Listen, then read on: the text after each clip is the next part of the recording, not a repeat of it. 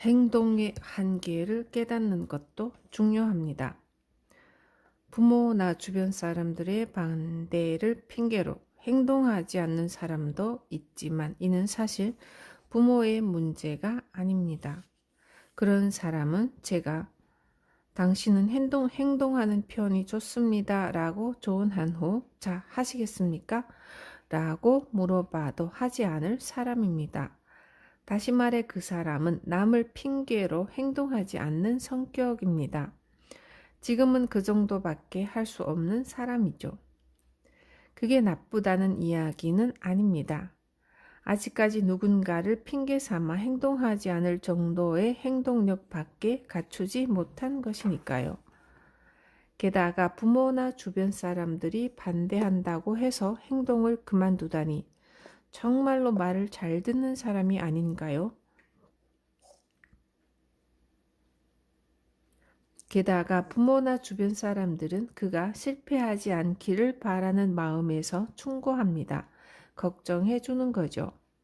물론 질투나 시샘 때문에 반대하는 사람도 있을지 모르겠지만 고작 그 정도의 반대로 행동하지 않는다면 그 사람의 행동력 역시 그것밖에 안 되는 겁니다. 그러니 우선은 내게는 아직 주변에서 반대하면 못하는 정도의 행동력밖에 없구나라는 점을 깨달아야 하죠. 그 사실을 깨달았다면 그런 성격을 고쳐나가면 됩니다. 인생이란 강의 흐름과 같습니다. 이렇게 하면 잘 된다라는 방법이 있다면 하나만 알려주세요. 라는 질문을 여러분이 한다면 제가 가르쳐 줄 수 있는 방법은 어쨌든 행동하고 개선하고 개량하는 것입니다. 맞바람이 불어오면 이 바람을 상승 기류 삼아서 위로 올라가자 라며 더 열심히 행동하고 순풍이 불어오면 드디어 때가 되었군 하며 행동에 박차를 가하세요. 인생이란 강의 흐름과도 같습니다. 만약 당신이 강물이라면 흘러가는 길 앞에 산이 있을 때 어떻게 하겠습니까? 피하면 되죠. 움푹 팬 땅이 있다면 물을 채워서 호수로 만들면 되고요. 그렇게 해서 물이 가득 차면 또다시 앞으로 나아갑니다. 그런 식으로 바다를 향해 오로지 전진하는 거죠. 이와 마찬가지로 행동을 할 때도 장애물이 있다고 해서 포기하면 안 됩니다. 장애물은 피하면 되니까요. 우리는 유연하게 사고할 수 있습니다. 우리의 지혜는 단단해서 변하지 않는 광물 같은 것과는 다르니까요. 물처럼 부드러우나 때로는 지형을 바꿀 정도의 힘이 있는 지혜. 우리는 그런 지혜를 낳을 수 있습니다. 우리의 인생도 이리저리 휘어지면서 때로는 폭포가 되고 때로는 호수가 되면서 큰 바다를 향해 나아가고 있습니다. 에너지는 마음의 상태에서 나옵니다. 우리가 행동하기 위해서는 기력, 스태미나, 파워 같은 에너지가 필요합니다. 많은 사람들은 이러한 에너지를 음식에서 얻는다고 생각하죠.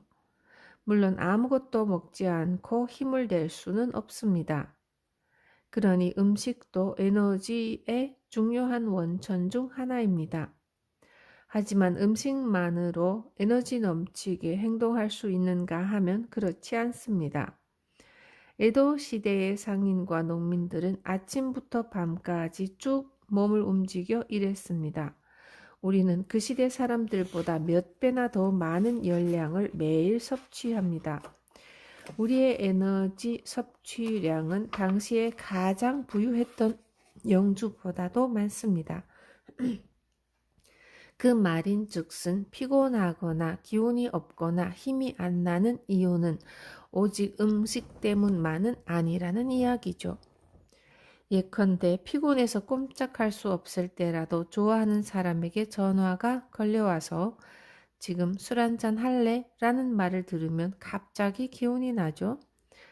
나는 조금만 돌아다녀도 피곤해 라는 사람이라도 디즈니랜드에서는 아침부터 밤까지 걸어도 전혀 지치지 않는 경우도 있습니다.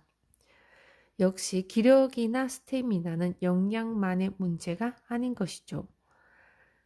그러므로 우리가 에너지 넘치게 행동하기 위해서는 무엇보다도 마음의 상태가 중요합니다. 즐겁다, 즐거워 라고 소리내어 말해보세요.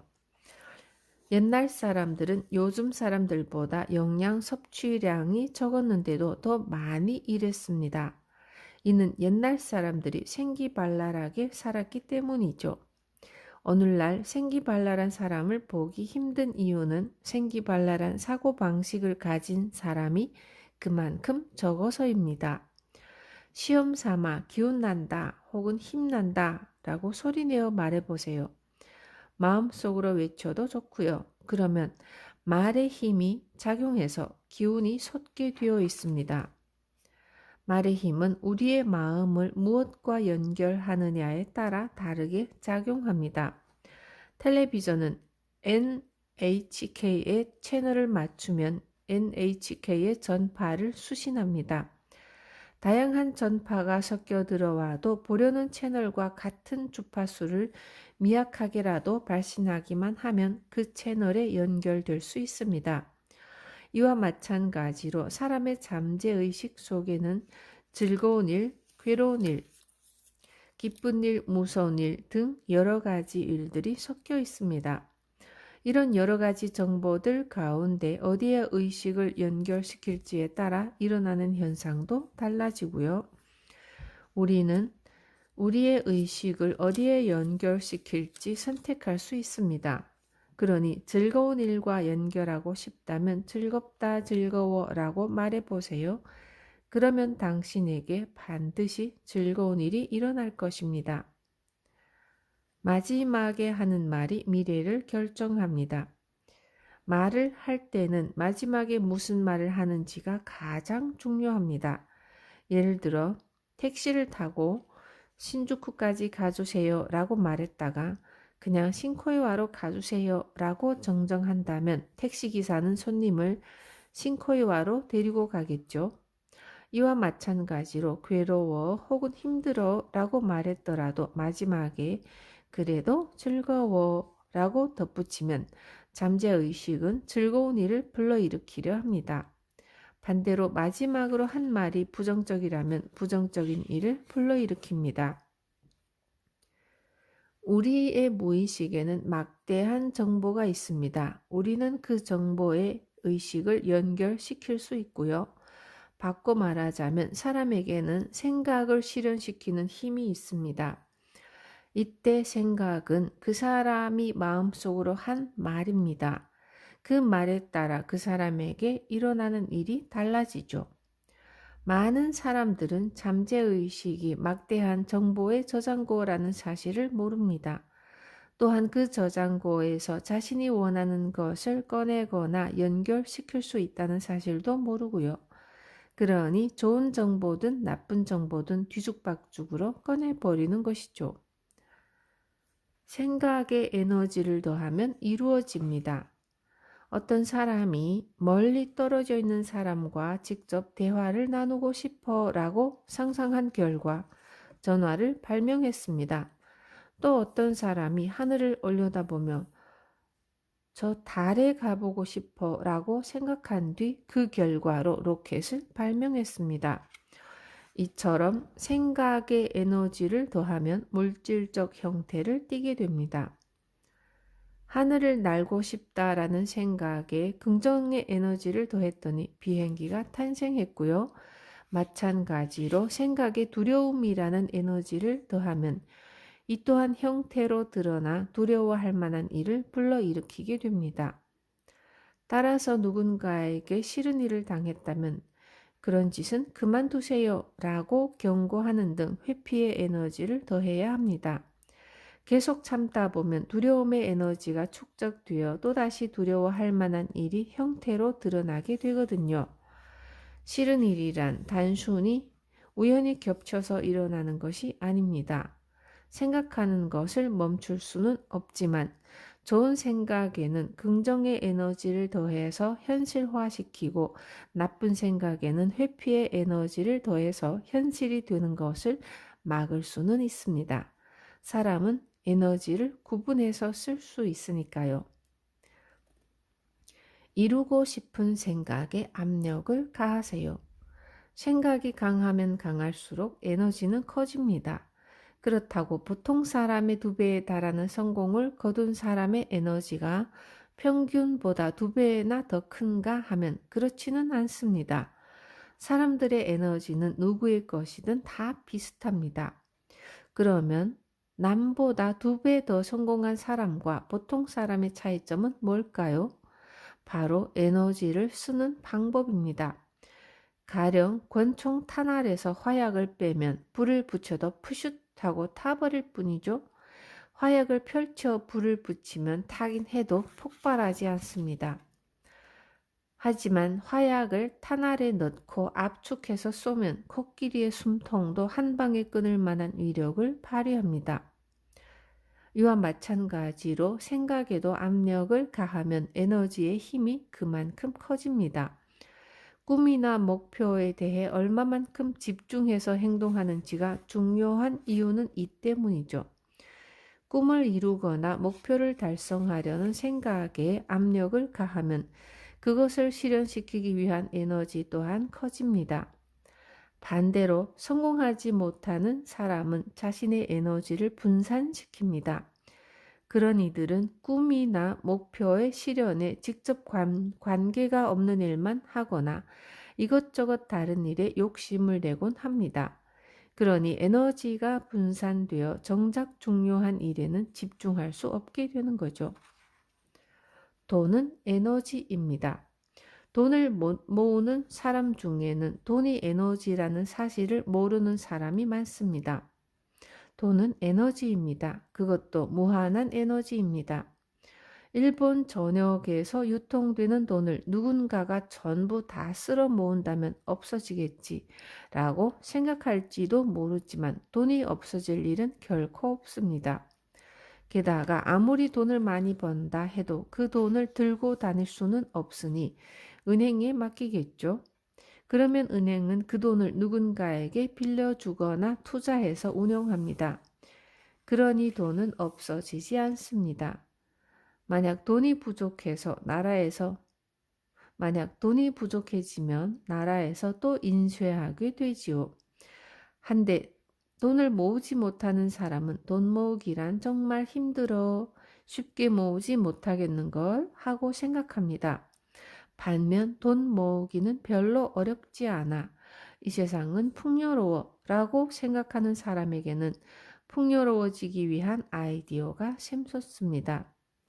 이 세상은 냉혹하고 힘든 곳이야 라고 생각을 하는 사람에게는 냉혹하고 힘든 생각만 떠오릅니다. 그러므로 인간은 무엇을 어떤 과정으로 생각하는지가 몹시 중요합니다.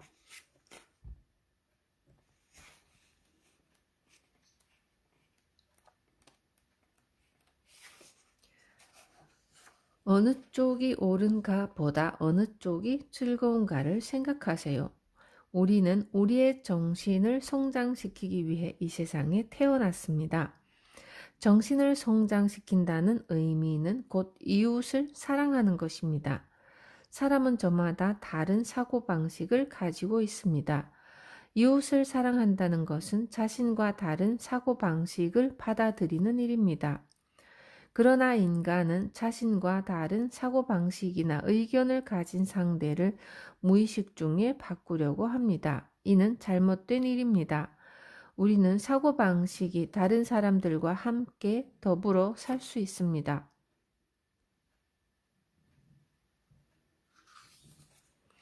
어느 쪽이 옳은가를 따지고 들면 괴로워집니다. 자칫 잘못하면 분쟁도 일어나죠. 그보다 중요한 것은 어느 쪽이 즐거운가입니다. 이슬람교도라면 기독교도 즐겁겠지만 이슬람교도 즐거워요 라고 말하면 될 일입니다.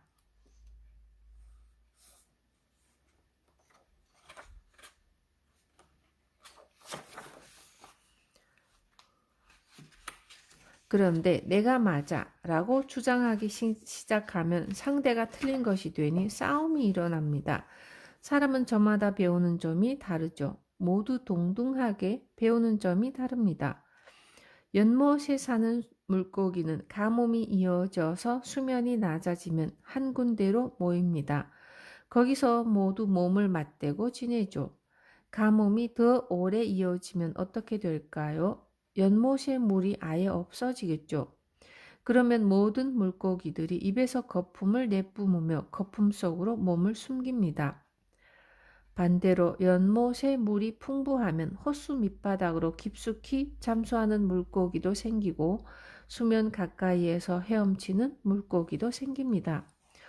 이와 마찬가지로 가정이 빈곤하면 큰딸은 엄마를 도와주고 큰아들은 일하러 나가며 동생들도 학교에서 돌아온 후에 집안일을 돕습니다. 비록 가난하지만 형제들이 협력하며 살아가죠. 그러다 집안이 넉넉해지면 큰딸은 디자이너가 되고 큰아들은 역사 연구를 하는 등 각자가 자신이 하고 싶었던 일을 하기 시작합니다. 그렇다고 해서 부자가 되니 형제들이 뿔뿔이 흩어졌군 하고 생각하지 않습니다. 풍족해지면 여러 가지 일들이 하고 싶어지는 법이니까요. 빈곤함 가운데 배우는 점도 있지만 풍요로워지는 편이 보다 더 많은 점을 배울 수 있습니다. 목숨은 시간, 무엇을 하든 목숨을 거는 태도가 중요합니다. 저는 사람은 몇 번이고 다시 태어날 수 있다고 생각합니다. 그러니 이번 생에서 하지 못했던 일이 있다면 내세에서 하면 됩니다. 하지만 역시 이번 생은 단 한 번뿐입니다. 그러니 한 번뿐인 인생을 살아가는 저의 심정을 다음의 시로 표현해 봅니다. 절대적인 긍정, 절대적인 적극, 언제든 어디서든 목숨을 건다. 인간은 태어난 이상 반드시 죽습니다. 그 말인즉슨 인간은 태어난 순간부터 죽음을 향해 점점 나아가고 있다는 뜻이죠. 그러니 이 원고를 쓰는 지금도 저는 목숨을 걸고 쓰고 있습니다. 다시 말해 매 순간 모든 일에 목숨이 걸려 있는 거죠. 온천욕을 할 때도 목숨을 걸고 합니다. 공부를 할 때도 목숨을 걸고요. 목숨이란 곧 시간입니다. 따라서 언제든 어디서든 목숨을 건다라는 말은 그만큼의 내 시간을 드린다는 의미입니다. 절대적인 긍정, 절대적인 적극은 다음과 같은 뜻입니다. 우리의 목숨은 항상 앞으로 나아가고 있습니다. 반드시 1초씩 전진하고 있죠. 매사에 부정적이든 긍정적이든 시간은 앞으로만 나아갑니다. 긍정적으로 생각했더니 시간이 거꾸로 흘러갔어요와 같은 일은 불가능하니까요. 우리는 언제나 앞을 향해 나아갈 수밖에 없습니다. 죽음을 향해 전진하고 있죠. 사람은 옆을 보면서도 전진하고 뒤를 보면서도 전진합니다. 우리는 절대적으로 앞으로 나아가는 존재입니다. 뒤를 보거나 옆을 보거나 아래를 보는 사람도 있지만 모두가 어디를 보든 앞으로만 나아갈 수밖에 없습니다. 그러니 어차피 나아간다면 긍정적으로 앞을 바라보는 편이 안전하지 않을까요? 우리가 살아가는 매 순간에는 목숨이 걸려 있으니 눈앞에 있는 사람에게 친절하게 대하고 자신도 즐겁게 살아가야 합니다. 이것이 저의 생각이자 각오입니다.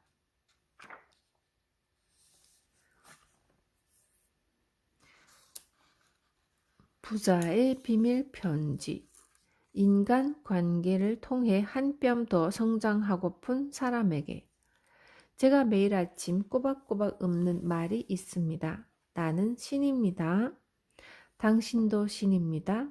우리 모두 신입니다. 이 말을 읊으면 신의 존재를 보다 강하게 느낄 수 있습니다. 참고로 여기서 말하는 신이란 우리 안의 신입니다. 모든 사람에게 깃들어 있는 신이죠. 게다가 이 말을 되뇌다 보면 나는 나도 미숙한 신이지만 상대도 미숙한 신이구나 라는 사실을 깨닫게 됩니다. 이런 시선으로 세상을 바라보면 몹시 싫은 사람이 생기더라도 이 사람은 미숙한 신이구나 라며 웃어 넘길 수 있습니다. 이렇게 세상을 바라보는 시선이 달라지면 생각의 흐름 또한 바뀝니다. 세상이 나의 뜻대로 돌아갈 리 없으므로 자신의 운을 진심으로 바꾸고 싶다면 먼저 문제의 시선을 바꿔야 합니다. 그러니 싫은 사람이 나타나면 나는 신입니다. 당신도 신입니다. 우리 모두 신입니다. 라고 마음속으로 속삭여 보세요. 그러면 나도 미숙하지만 저 사람도 미숙한 신이구나. 우리는 서로 성장하고 있는 신인 거야 라고 생각할 수 있게 됩니다. 결국은 인간관계의 스트레스도 없어지고 배움이 훨씬 더 즐거워집니다.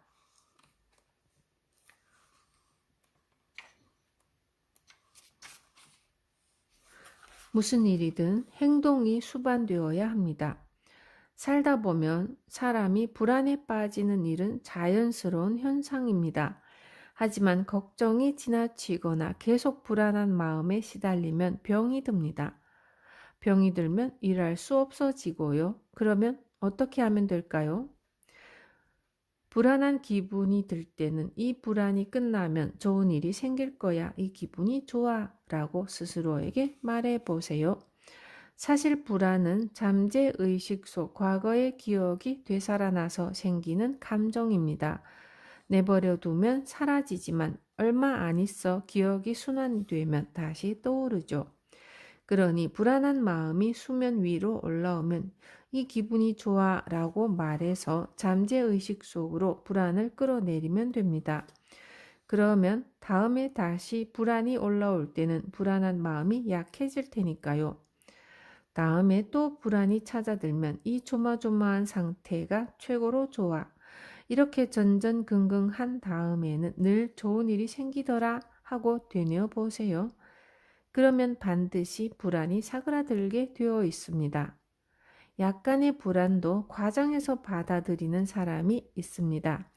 그런 사람은 일만큼의 일을 100으로 생각하는 버릇이 있어서 앞으로 일어날 일에 대해 100배 과장해서 생각하며 스스로를 불안으로 몰아넣습니다.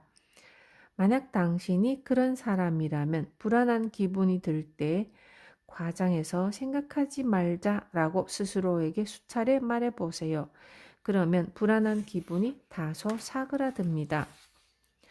물도 100도가 되면 끓어오르지만 온도를 살짝 낮추면 끓어오르지 않습니다. 이와 마찬가지로 불안이나 걱정도 끓어오르면 사람을 병들게 하지만 온도를 살짝 낮추면 병들지 않습니다. 불안과 걱정은 온도를 약간 낮추기만 해도 충분합니다. 그러니 무슨 일이든 행동이 수반되어야 합니다. 약도 처방받은 봉투를 바라보기만 해서는 효과가 없습니다. 음식이 있는 식탁 위를 쳐다만 봐서는 영양을 섭취할 수 없으며 배도 채우지 못합니다. 어떤 이야기를 듣고 알겠다고 생각해도 실제로 그 일을 행동으로 옮기지 않으면 결과는 절대 따라오지 않습니다. 그러니 무슨 일이든 우선 행동하세요. 행동하는 습관이 몸에 배도록 말이에요.